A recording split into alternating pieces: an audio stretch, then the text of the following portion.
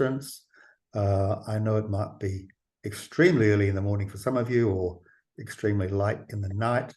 For us, it's midday here in the east coast of Australia, and it gives me great pleasure to welcome our presenter today, Professor Brett McDermott. He'll be speaking about, as you can see, the title, 25 Years of CAMHS-Disaster Interventions, an emerged and ever-increasing problem in our world in the context of, well, the very many impacts we're having from so many adverse, truly global events. So, Professor's statewide director of Child and Mental Health Services, has a number of academic appointments and is really a key player in mental health service innovation at the University of Tasmania in Australia, and has always been interested in the work of a range of NGOs and developing a broader base for mental health interventions. Our presenter is Professor Brett McDermott. He's really been interested, and I in fact worked with him over 30 years ago in his very initial work, where he brought together his passion for drawing and art to help engage and include children in designing and forming workbooks to address children affected by bushfire or wildfire, as it was at that time, and has continued that work throughout. Most recently, when I see him, when he's not speaking about academic topics, and his key interest in innovative delivery of child and mental health services, he's busy drawing, which he's taken to, again, with a passion that commenced, and I witnessed so many years ago, which he's used, though, so effectively to engage children, families, and now a wider art community. So welcome, Brett. Thanks very much, Nick. So I'm going to start sharing my screen. So hopefully that will work. We're about to find out. So that should come up there. This is the little awkward bit of the presentation where we kind of get everything going. So I hope, Nick, maybe if you can tell me, I hope we're seeing the first slide. Brett, we're seeing the first slides, and I just remind participants that we welcome questions. Please just enter them in the Q&A box, and Brett will present for about half an hour, and then we'll be delighted for him to respond to 15 minutes of your questions. Thank you. Thank you, Brett. Okay, fantastic. So just to acknowledge to start, I've been doing disaster-related work for about 25 years, but for 15 years, I've been working with Vanessa Cobham, who's a professor of psychology, child psychology at the University of Queensland. So a shout out to Vanessa. But of course, we all stand on the shoulders of others or stand shoulder to shoulder with others. And just a very quick list, Claude Chemtob, Robert Pinus, Carl, Leonore, William Ewell, Eric Wernberg, and Le Greca, lots and lots of others, Philip Sy, Marty Horowitz. There's a lot of very influential people in this area. And now I'm in, by the way, the Tasmanian Centre for Service Intervention, and Tasmania is part of the Palawa people. The island's indigenous name is Lutruwija, which is Tasmania. Now, it's fair to say that Australia is no stranger to natural disasters, and this is a quick view over just the last 100 years.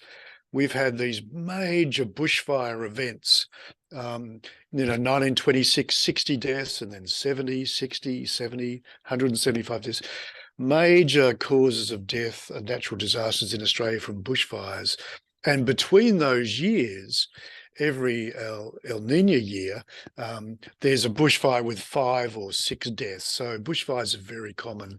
Unfortunately, we all know they're getting more severe. And if you look at indirect deaths, which are things like smoke inhalation and worsening of medical conditions, the 2019 fires, which people around the world saw, led to over 400 indirect deaths. We also, it's a big country, and in the north of the country, we get cyclones and floods. And so you can see the F is a flood and the C is a cyclone. Again, despite being, a wealthy country with good infrastructure, We still have these major events. 1974, there was 75 deaths from a cyclone. More recently in 2022, 28 deaths from a flood. The one thing about Australia that is lucky is that we don't have earthquakes. We've only had one earthquake that's been major in Newcastle that led to 13 deaths. And I single out earthquakes because earthquakes cause much more death.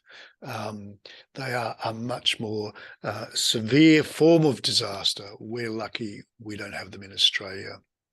So my journey started in 1994 when I knew Nick, and there was a bushfire on the outskirts of Sydney. 19 primary schools, or elementary schools, some people would call them, were impacted. 4 deaths, 100 homes were destroyed, and everyone was kind of very concerned about children's well-being. But then there was no obvious model of care. There was no model of service delivery. So with some colleagues, we created a process. We actually went out and said, I remember the day, we said at a meeting, instead of being worried, why don't we do a public health response and screen children with some measures, and then actually have the names of people to be worried about, people that scored high on a screen.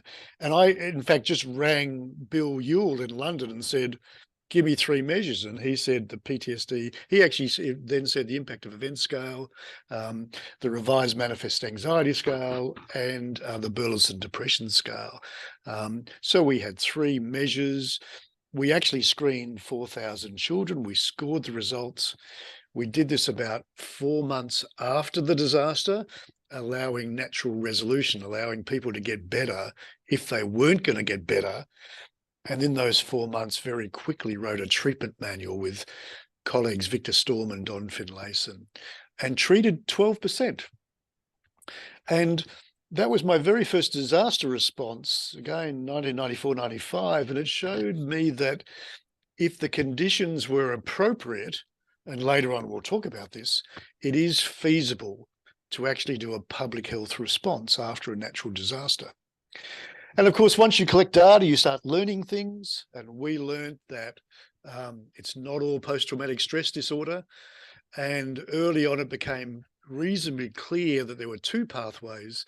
If you had threat of death to yourself or your parents, you might go down a PTSD path. If you had a lot of loss, you might go down a depression pathological grief path. And of course, you can have both. Once you become useful in this space, you very quickly, get asked to do something again. There was a bushfire in Canberra, and you can see that in the Sutherland bushfire, the prevalence of PTSD in primary age children was 12%, in Canberra 4. And that tells us a very important thing, that no 2 disasters are alike. Every disaster, they have commonalities, but they are inherently different. Now, in this particular, in the Canberra study, and these aren't really studies, they're service provision initiatives that we also analyse the data. If you thought you were going to die, your likelihood of PTSD increased by a factor of 2. And if you thought your parents would die, also increased by a factor of 2. Now I moved jobs to Queensland, lovely, more tropical part of Australia. Queensland has cyclones, and this is just one example. This cyclone was a Category 5. You could see it coming from the Coral Sea for days before as a Category 1, 2, then 3 across the coast as a 5. Extensive damage to housing and infrastructure. And these are big events. This is the outline of Australia. And in fact, Cyclone Yazi was sort of 2/3 the size of France. So this is Cyclone Larry, but Cyclone Yazi was just this monster kind of system that comes in from the Coral Sea. Now, again, we confirmed earlier findings that if you want to predict PTSD, you just need to ask if the young person thought they were going to die.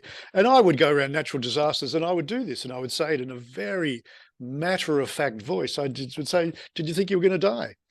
And if they said yes, you were an 8-fold increase, an increased likelihood of 8 times of getting PTSD.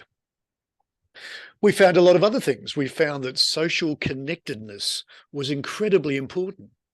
If you had low social connectedness, so for instance, you didn't have many friends at school, you didn't do after-school activities, you didn't play sport or get involved in any clubs or activities at school or afterwards, again, low connectedness, you had a 4 times increase of PTSD. And high connectedness was actually protective. And this actually leads a little bit to resilience. If we can increase people's social connectedness, they're actually more resilient. And then we got kind of really funky. I kind of started going to statistic courses, which were interesting. And we can now have this very sophisticated model where you can predict with reasonably accuracy a child's PTSD after a natural disaster, where threat perception is very important. It's moderated by child connectedness, and it's influenced by how exposed you were. If you had home damage, if you saw flying debris, if you had lots of broken windows, if you were it was so disrupted you have to move and live somewhere else, they all affected the amount of threat you thought you experienced, and your connectedness moderated that threat. And these became important in PTSD. We were also able to prove that if you didn't get an intervention, 15 months later, if you had severe, very severe symptoms, you still had severe symptoms or moderate symptoms. So some people did resolve naturally, but a lot of people remained very symptomatic for a very long period of time. So the second message is now the PTSD literature after natural disasters is really very rich in our understanding of what makes you more at risk, and the natural history of these conditions and the comorbidities that you will experience. So over the years, our model of care matured, and we developed a model where you'd identify the eligible population would be those in a nationally declared disaster zone. So the whole of population might be every child in Queensland, and the eligible population might be those in a disaster declared zone. And then we would do a high-level questionnaire, and we'd generally use the PTSD-RI, the Post-Traumatic Stress Reaction Index, and the SCAS, the Spence Anxiety Scale, and usually a depression scale as well. If you were high on that, we would actually interview you, and later on I'll talk about what sort of resources you need to do this. We would interview you, and if you were still high, we'd give you a manualized intervention, and we'd train up local university master's students in psychology and social work and doctors and therapists to administer a manualized trauma-focused CBT book that the kids and their parents did, and it was based on imaginal exposure. Now, this is a picture of one of the floods in Queensland, and in this little village. Unfortunately, 23 people died, and it reminded me very much about what's recently happened in Morocco. And this was a huge wave of flood went through this village. We wanted more treatment power, and we looked around to see how we could also do a lighter touch and an intervention with more reach. And we discovered there was a lot of parenting changes after natural disaster. So this is a graph of parenting and independent their child's emotional trauma score. And you can see on 3 dimensions of parenting, autonomy, vigilance, and being overprotective, if parents had this parenting change, their child was much more likely to score high on PTSD. So what happens after natural disasters, and this is an obvious kind of thing, parents become more hypervigilant about their children. They become much more protective of, and in fact, overprotective about their children, and they remove the child's autonomy. It's a developmentally sort of inappropriate autonomy. They might have an older teenager that's not allowed to go out of the house, which is kind of like developmentally not that appropriate. Now, these are things which parents naturally do, but the problem is they prevent the child having natural re-exposure. We know that to habituate to a traumatic event, you need to re-expose yourself. But if you're never going out of the house, if your parents are overprotective, you're not re-exposing yourself. You're not actually engaging in that therapeutic task. And if your parent's hypervigilant, it gives you a very strong message. The danger is still present and you should still be worried, and your amygdala should still be turned on, and you should still be into near fight and flight. So we thought parenting was really important. We partnered with Matt Sanders, who was the creator of the Positive Parenting Program. You might have heard this as Triple P. And we created a disaster-related Triple P, Positive Parenting Program. And there's one for floods, and there's one for cyclones, and there's one for bushfires. Now, the good thing of this is it's an intervention which only takes a 2.5 hour multi-parent symposium. So you'd get a bunch of parents at nighttime or any time, and you'd do this parenting intervention. And of course, you can reach many, many more households if you do a 2-hour parenting intervention than a 10-session trauma-focused CBT intervention. So another message is a comprehensive model of care includes child, family, parent, and community initiatives. And obviously, the community initiatives, which we won't talk much about today, but I will talk a little bit about them, they all need to be highly trauma-informed initiatives about recreating routines, recreating structure, recreating a sense of safety and community connectedness. So this is a stepped care model for what later on I'll say is a single event trauma that doesn't impact many people, or, if you have lots of resources, this is the type of thing you can do. Down the bottom has bigger reach and the top has smaller reach. So down the bottom, you can have a huge communication program, and this is me doing podcasts through our Department of Education, going out to all parents about disaster-related parenting and identifying children who might have lingering or ongoing emotional kind of challenges. Then you can offer disaster recovery positive parenting program and, run this out in districts and see lots and lots and lots of parents. There is a teacher training module, and I'll come back to that. So you can teach teachers. Now, we do not want to and never want to turn teachers into therapists, because it's hard enough being a teacher, and education is incredibly important. But the teacher module helps teachers identify children who have serious mental illness, the post-traumatic serious mental illness, and also gives some classroom behavior tactics. So, for instance, you need to not allow the most traumatized children to keep re-experiencing and keep talking and talking and talking and traumatize everybody else and triggering, if you like, everybody else in the classroom. And there's tactics you can do in the classroom to contain that kind of behavior. You can, for instance, you can have 2 periods a day where you talk about the traumatic event. And if the person really wants to talk about the traumatic event between those 2 periods, they can walk and write it down in a book that the whole class has access to, and that gets it off their mind and it contains them. And then you take the book out and you talk about it once or twice a day as a group, and then you go and do a group activity after that. Then you can do school-based screening. We do school-based screening because that's where children are. You can get access to children in schools. It's all done with parent consent. And then you can do trauma-focused CBT, and there is a light touch trauma-focused CBT, and then there is a full sort of 10-session module.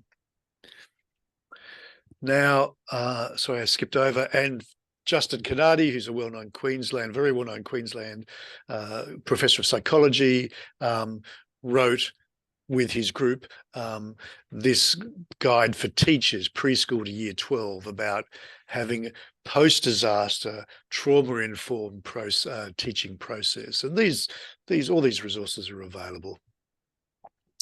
Okay, so this is a bushfire that happened in Tasmania in 2013, and this demonstrates the flow of this step care model. So we had a communication strategy to all parents and all teachers and all stakeholders, like local non-government organisations and local government, local councils, that sort of things. And these were specific information sessions or podcasts. We had 6 parent sessions where we had probably 15 to 20 parents at each session and did parenting training, parent effectiveness work. All the teachers attended the teacher module. We screened 221 children at the 2 most affected schools in this bushfire affected area, and into intense therapy was 27 children. So, the prevalence of severe PTSD in this group was about, 11%, something like that. Notably, we're about to publish the results that every child was, in fact, PTSD symptom. No one made a case for PTSD 12 months after this intervention. Okay, I just want to talk a little bit about my view of a summary of service provision, because in the real world, you need lots and lots of resources to be able to do all of this. Even though a lot of these resources are free, you need the person power to deliver these resources. So if we start down the bottom, if there's a small event, so recently we had a disaster in a school where there was an equipment failure. I don't want to talk too much about the details, but there was an equipment failure and 6 children died in one small school. An incredibly tragic event, not a natural disaster, by the way, but a disaster. One school district, in fact, one school, and a fairly well-resourced area. We could do the full step care model. We could do, parenting work. We could do teacher training. We screened every child in the school. We identified the prevalence and identified the children. We got informed consent for the screen, and then informed consent to do trauma-focused CBT, 10 sessions, 2 sessions with the parent to start off with, and then 8 sessions for the kids, and then followed up at 6 and 12 months. So for things like, a bus crash of school children unfortunately are involved in transport accidents, or a small bushfire or flood or cyclone, it's possible to do the full step care model. Now, a bigger disaster might involve 15 schools. There might be a larger area, and it is possible, if you're well-resourced, to do the full step care model. You might have to tap the local university to provide person power. You might have to get master's students. You might have to get every therapist and train them up. You might have to do a lot of charismatic things. So you can do the full model. But if not, you can certainly do podcasts. You can use technology. You can do teacher training, and you can do parenting approaches. Earthquake or very large disaster. Now, if it is common around the world in an earthquake to have 5,000 deaths. In the flood in Derna in Morocco, no one quite knows, but there might be up to 20,000 people deceased, and these are enormous tragedies.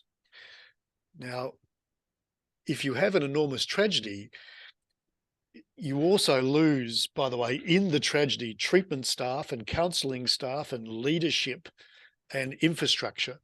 And so you can't do the full step care model. It's just impossible. And you need to do a very community resilience enhancing approach. It's a little bit of another talk, but it's things like trying to get people back into routine, trying to get people back into 3 meals a day, trying to get a roof over people's head, trying to get a normal, even though you're living in a tent, trying to get a bedtime routine, early reinitiation of school. School is incredibly containing of young children. Even if it's an open field and a teacher with a bell, children will come and sit down and they'll be contained by that process. And you might also be able to, as technology comes back on board, be able to do some parenting and teacher work. So you have a trauma-informed community response with a very clear developmental approach and understanding the needs of children. Now, I've put war in there. Now, you know, war, this approach is not appropriate for an ongoing conflict. You can't do imaginal re-exposure, and you can't habituate to a very traumatic event if the traumatic event is going to happen the next day and the next day and the next day. That makes no sense at all. And in fact, in war, you need to focus incredibly on hierarchical needs.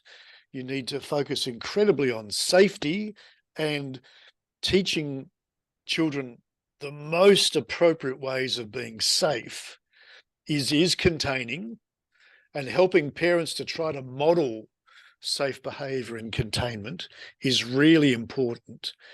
And this kind of approach to emotional recovery is done when you've moved out of the war zone in a safe area or when the war's over. You know, ideally, you don't wait for the war to be over. You can move into a safer zone, and then you can do a more trauma-informed recovery. Final comments. And obviously, this is a very brief presentation and we can talk a lot more. And in question time, I'm very happy to answer more questions. Firstly, there is now 20 to 30 years of really experience from around the world in all sorts of disasters, both man-made and natural, that children will experience mental health presentations. And the prevalence is highly variable. In Australia, there was a bushfire that only had 6% people met criteria for PTSD, but there was a flood where 33% of children met criteria for PTSD because of the differences in loss of life and perceived threat. So we know that there's variations in prevalence. We also know it's not just PTSD, it's depression. You can also get other types of anxiety, and you can get, obviously you can get simple phobias and panic agoraphobia. You can get attachment disorders if it affects you very young. Older adolescents, you can get substance abuse disorders if you start to self-medicate. We know a lot about risk and causation, and the one thing to remember is that PTSD especially is related to, did you think you were going to die? And loss and grief cause you to more go down a depression pathway. We know that there are sophisticated treatments available, and they're pretty easy to access, and there's light touch 6-session versions of trauma-focused CBT, as well as longer versions, and there's off-the-shelf parenting and teacher work, teacher interventions. We do know we need to prepare. Back when I started 25 years ago, it was an uncommon thing. It is now increasingly common. And I think a child and youth mental health service needs to have a plan of what they're going to do because disasters are going to be increasingly more common.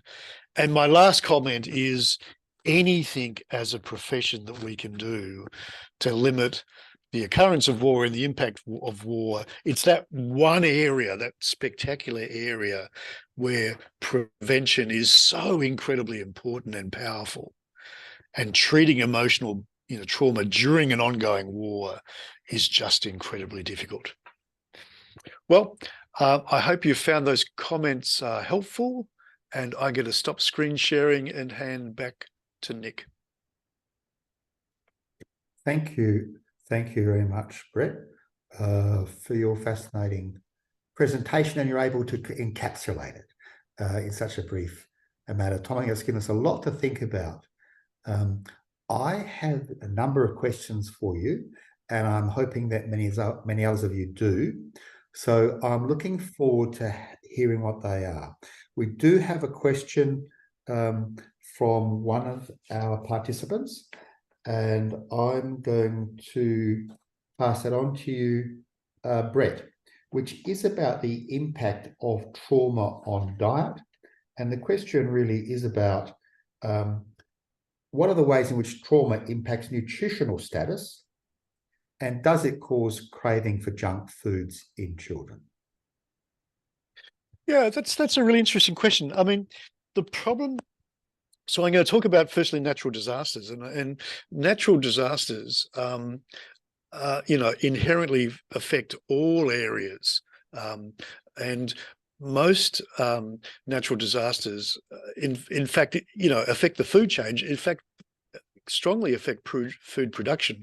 I know my colleagues in the Pacific Islands, I mean, food production is often either stopped or ruined because of water damage and food and cyclone. So, and in earthquakes, we know that there are just logistic problems getting food to people, a little bit cyclones as well.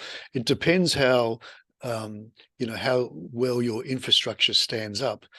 In terms of food craving, you do see what you see after big natural disasters is a general breaking up of our systems, our societal systems.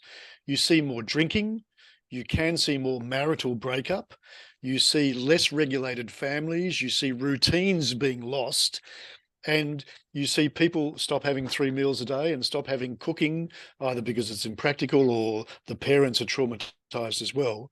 So you do see a period of affecting every aspect of family life. So yes, it does happen. My advice to people again is routines are incredibly containing. Even if you're in a tent, if you have a meal time, that decreases the anxiety of children. If you have recognizable food, so aid agencies have got to give the right food, it does contain children a lot. So it's an interesting area. Thanks, Brett. We've got a question from Jibril Handullah from work, somewhat informed by his previous work in Somalia. His question is about mobilising community resources, and he's got really two questions. Would you consider using the educational system, that is schools, as a gateway for mental health interventions in disaster-prone areas? And could you advise to integrate trauma awareness mental health into child and maternal health services? Yeah. So we in Australia, we use schools all the time, and we find schools are incredibly strong allies. And, teachers and principals of schools understand emotional health. They don't see themselves as experts, but they understand emotional health.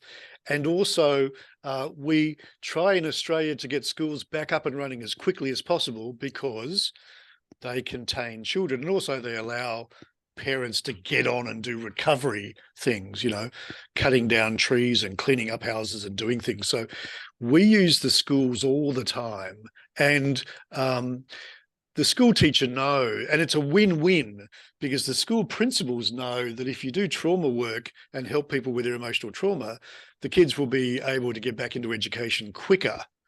So we use schools for screening. We also deliver trauma-focused CBT in schools, and obviously we do school training. Nick, the second question was? The second question was about similar awareness in child and maternal health. Oh, yeah. So again, it's difficult because, general practitioners in Australia, every subspeciality wants the general practitioner to know more about their subspeciality. Doesn't matter if it's breast cancer or prostate cancer or diabetes. Poor old general practitioners and general people want, are inundated by people who want them to know more. If you have, in this time of climate change, I would argue that now is an important opportunity to upskill. And even if you can upskill them into pathways into care. So the lightest touch is to skill people into what a traumatized young person looks like and what's a good pathway into them getting help. That's a great thing. Now, if they have more capacity to do that, that's even better. But that's the kind of approach we have. We don't try to make them into little psychiatrists or little psychologists or social workers, but we try to get them better at identifying traumatized young people and helping them get the help they need. Thanks, Brett. There are a lot of questions rolling in, which is fantastic. I'll just try and roll some of them up together. This is from Devashish Konar. And Devashish is asking, is it useful to be building resilience in all children, in all schools or in all communities before disaster as a routine way of practicing, given the increased frequency of disasters we can anticipate in the future? Yeah. And I think a fantastic question. Thank you about the question. And I think, the gold standard is we have less traumatized people because we can help them become more resilient. Now, the two things I know about resilience are, one is that thing about social connectedness. So if we can, prior to bushfire seasons or flood seasons or cyclone seasons or whatever, if we can help children be integrated into the school or into their community, and those isolated, lonely children, if we can help integrate them, they will have better outcomes after a natural disaster by a mile. So if we can integrate those children, and they will have other benefits, even if a disaster doesn't happen, you get a lot of social learning and modeling of behavior and modeling of regulation. So integrating those children pre-disaster. The other thing we can do is we can make the dialogue around disasters more a natural discourse in families. So children feel better if they can be involved in preparation. So children feel better if they can be involved in making, removing bushfire hazards or thinking about a flood plan. If it floods, what are we going to do? Or thinking about what we can do about food security, or helping, the parents make an area in the roof where you can put survival, or prior to a system, having some system where we can store some fresh water. Those kind of pre-disaster initiatives, children are very contained by, and they feel really empowered. So instead of the father especially going and doing father things, involving the whole family in those things can be very powerful. Thank you very much, Brett. And then a question here from Ruby Oram. In addition to the 2-hour parenting group interventions, but without providing full trauma-focused CBT, what other parent or family-focused approaches would be beneficial? Yeah, absolutely. So I think the keys are those little 3 things: overprotectiveness, hypervigilance, and removing autonomy. So we give a very simple message that as a parent, if you model that the threat is still there, you are giving that message incredibly strongly to your child that the threat is still there. Now, in a war zone, that's appropriate because the threat is still there and it might help protective behavior. But if the disaster is gone, if the cyclone's gone, if the wildfire's gone, if the earthquakes are settling down and all the aftershocks are gone, then the parent modeling that is a problem. And we give them some examples, talking about it too much is a problem because it makes the child think the disaster is there. Not talking about it at all is a problem because the child thinks it is so scary, my dad can't even talk about it. So we say, take one time of a day to talk about our recovery and how it's going and talk about how we're feeling, and have that as a regular time, then do something nice, have a family meal after that, or do a family something activity. So I think the parenting, you don't have to have a big 2-hour parenting seminar. You can just focus on those messages. The third message is is, as safety in the environment increases, be very brave as a parent and let your child go out, let them go back to school, let them play football with their friends. If it's safe, let them get back into life. That gives a strong message that the acute danger is over. Thanks, Brett. And a couple of questions about cultural issues. One commenting from Joshua Feder and talking about Hawaii, in particular, the issues surrounding cultural barriers in providing care post-disaster in Hawaii. And another question here about cultural matters, which is asking about, are the symptoms or this issue of threat and loss being associated with grief, depression, are they consistent across different cultural groups?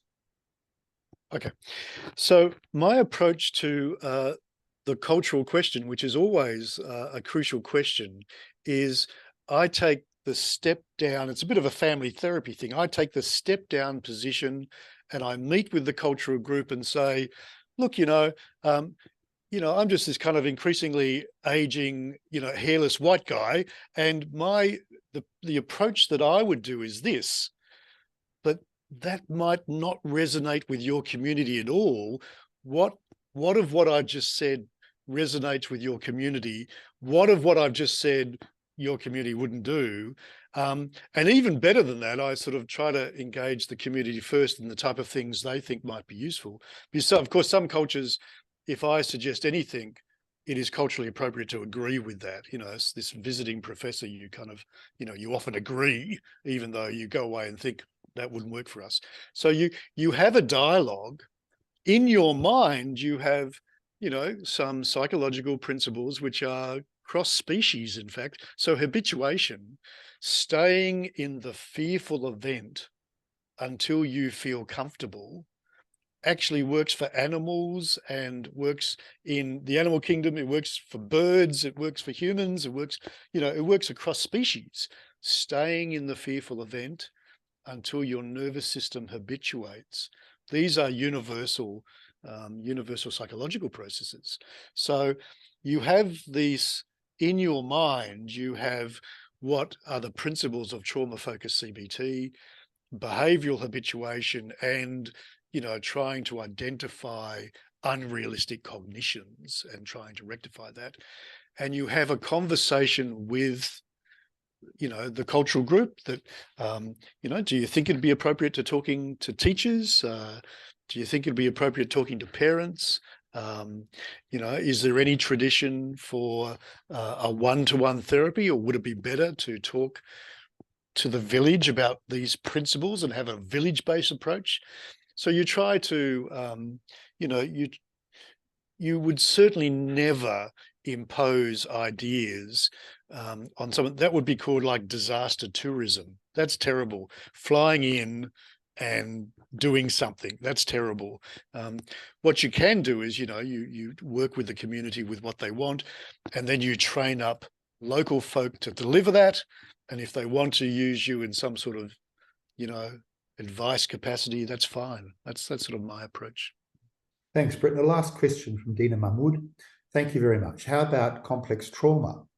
Do you follow the same principles, or where do you start? Where do you get a one-off of complex trauma? Yeah, fantastic question. And you've left a great question to the last one. Complex trauma, of course, if you follow Lenore Ter's model, Lenore Ter said, who's one of these wonderful people, said there's a developmental trajectory and a natural disaster, really. I mean, she didn't use these words, but it's a type 1 trauma where it's a deviation from the normal trajectory. It's, your brain, your epigenetics, your development is normal, and you have a type 1 trauma like a natural disaster. Everything I've said works for a type 1 trauma. Now, a type 2 trauma in Lenore Ter's things is where you have multiple traumatic events, usually earlier in life, and you're under the developmental curve for much, much longer. You're under that developmental curve, and it affects, we think now it has epigenetic change. It probably has HPA axis, adrenal axis change, maybe nervous change. So you have to have a different approach. I think you have to have a much longer view. You need to be much more about teaching skills, about affect regulation, and you can do some, breathing exercises, a whole bunch of different affect regulation things. You often, you can't just run in and talk about the trauma, because there might be 10 really severe traumatic events. Okay. So what I do is I establish a therapeutic relationship. I make a relationship with the person. I talk about the trauma. I talk about how they deal with it. I try to have ways of dealing with that aren't based in avoidance, because that kind of doesn't help. We do very DBT kind of principles, so mindfulness and problem solving and affect regulation kind of things. We work on our social skills to build our social competence. And after all of that, if there is one traumatic event that incredibly stands out and is overwhelmingly in their mind, then we will do trauma-focused CBT for that event, because the evidence says that it does work even in complex trauma. If there's one very outstanding, like you might have had a lot of abuse and neglect and then nearly been killed in an assault or nearly murdered, you can still do trauma-focused CBT for that event, but you've got to prepare the person in a much more rigorous way. Thank you very much, Brett. Thank you very much, Brett. Thank you to all your participants for participating so actively. I'll let you know that our next Lunch and Learn webinar is on the 16th of November, and a series beginning on working with families. I wanted to let you, I may have forgotten to mention, I'm Nick Kowalenko, a child psychiatrist in Sydney and the IACAPAP Vice President for the Oceania region.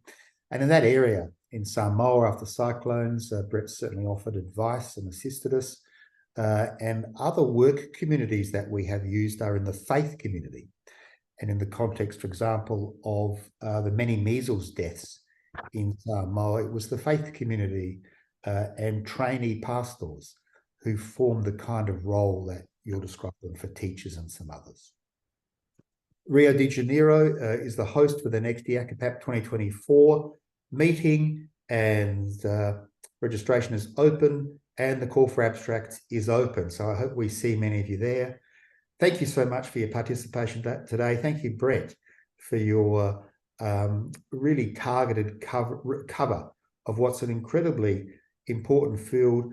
You're bringing together interest in public health, community intervention, and touching on the issues of building resilience, and particularly psychological resilience and emotional resilience for our communities, is particularly ours in the Pacific region, but of course those right across the world are going to be increasing more frequent disaster shocks, and what other people have sometimes referred to as the polycrisis of our ongoing environmental crisis and many other crises, including war, of course. Thanks, everyone, and goodbye. Thanks very much.